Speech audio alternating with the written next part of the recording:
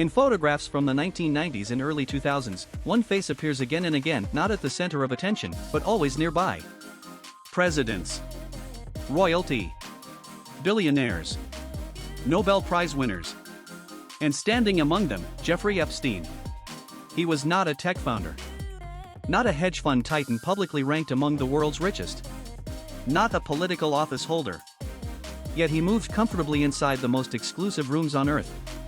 Born in Brooklyn in 1953, Epstein began his career modestly. He briefly taught mathematics at a prestigious private school despite lacking a college degree. From there, he entered finance, first at Bear Stearns, then independently, managing money for wealthy clients. But even former colleagues later admitted, the details of his fortune were unusually opaque. There were no quarterly earnings calls. No public shareholder letters. No clear financial trail explaining his immense wealth. And yet, doors opened for him. In elite society, credibility can be manufactured through proximity. If respected people accept someone, others assume due diligence has already been done. Epstein mastered that social logic. He did not need to be the most powerful man in the room. He only needed to belong there. We often think of power in terms of money. But within elite networks, access can be more valuable than cash. Epstein cultivated relationships across politics, academia, business, and philanthropy. He donated to universities. He funded scientific research.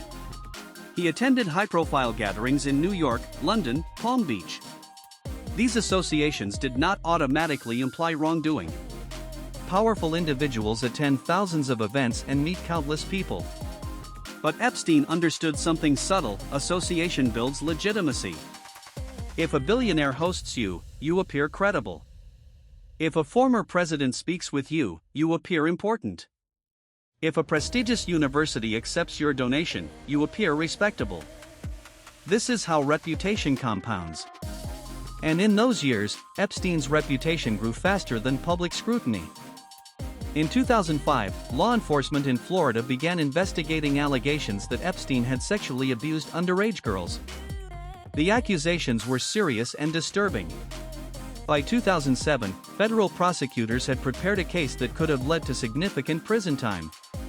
Instead, in 2008, Epstein entered into a controversial plea agreement. He pleaded guilty to state charges related to solicitation and served 13 months in a county jail with work release privileges that allowed him to leave for much of the day. The agreement also granted immunity to unnamed potential co-conspirators. Many victims later said they were not properly informed before the deal was finalized. The resolution shocked legal observers. Critics argued that prosecutorial discretion had been exercised in a way that appeared unusually lenient. At the time, the case faded from national headlines. But it had not disappeared. It had merely paused. To understand public outrage, we must understand legal structure. Prosecutors have broad discretion in negotiating plea agreements. They weigh evidentiary strength, witness cooperation, and trial risk. But in Epstein's case, the deal prevented federal charges that could have carried life imprisonment.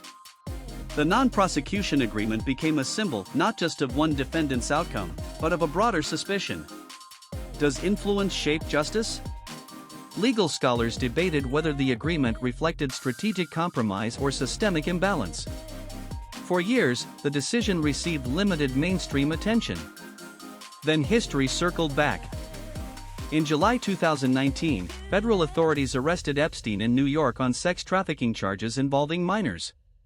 The indictment alleged a pattern spanning years. Suddenly, a case that once seemed concluded was reopened at the highest level.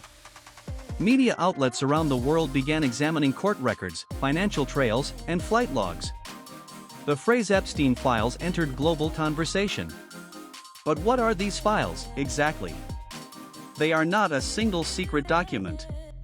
They are thousands of pages of court filings, depositions, exhibits, emails, and investigative records released over time through criminal cases and civil lawsuits. Many names appear within them. But context matters. A name in a contact book does not establish a crime. A flight log entry does not prove wrongdoing. Association does not equal participation.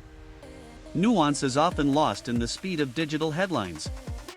In August 2019, while awaiting trial in federal custody, Epstein was found dead in his jail cell. His death was ruled a suicide. However, procedural failures intensified public suspicion. Reports indicated malfunctioning cameras, sleeping guards, and irregular monitoring practices. When a high-profile defendant dies before trial, unanswered questions multiply. A courtroom is where evidence is tested publicly. Without that trial, many expected revelations never materialized. The vacuum left behind was filled by speculation. And speculation thrives in environments of mistrust. As civil lawsuits progressed, particularly those involving Epstein's associate Ghislaine Maxwell, courts unsealed additional documents.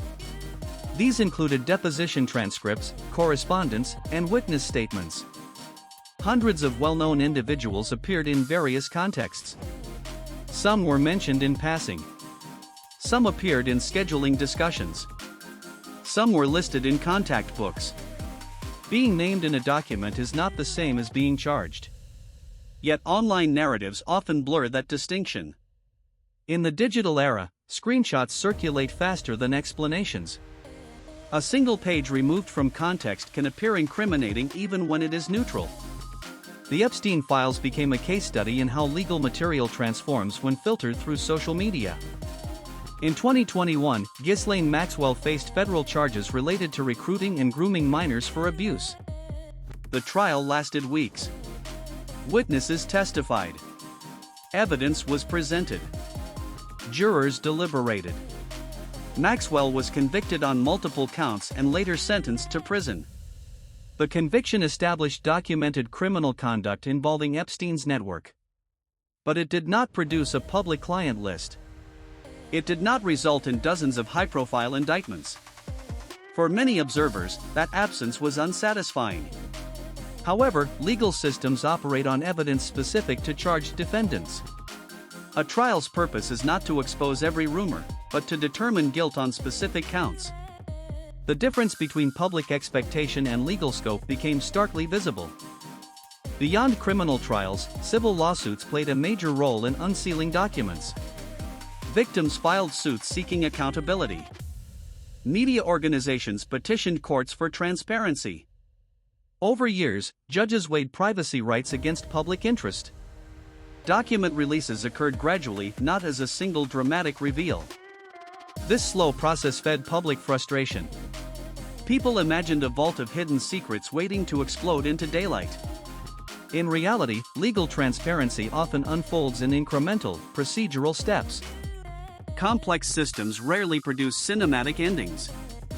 The Epstein story is not solely about one individual's crimes. It is about how elite networks function. High-level social circles operate through invitation, trust, and mutual reinforcement.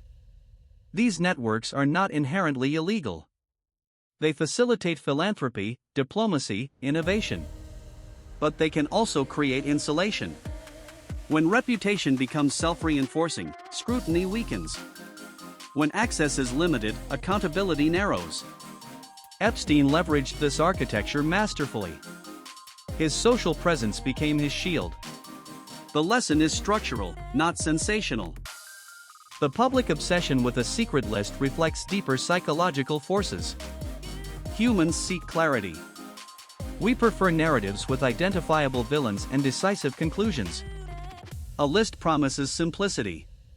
But complex crimes rarely unfold with theatrical revelations. They involve jurisdictional limits, evidentiary standards, witness reliability, and prosecutorial discretion. The absence of a dramatic exposure does not automatically prove concealment.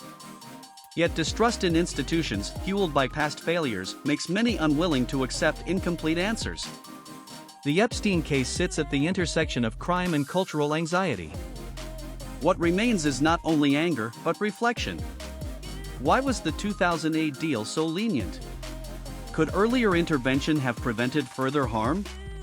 How should transparency be balanced with due process? What safeguards prevent wealth from influencing legal outcomes? The files themselves do not answer all these questions. But they force societies to confront uncomfortable realities about power, influence, and institutional fragility. Jeffrey Epstein is no longer alive to stand trial. Ghislaine Maxwell has been convicted.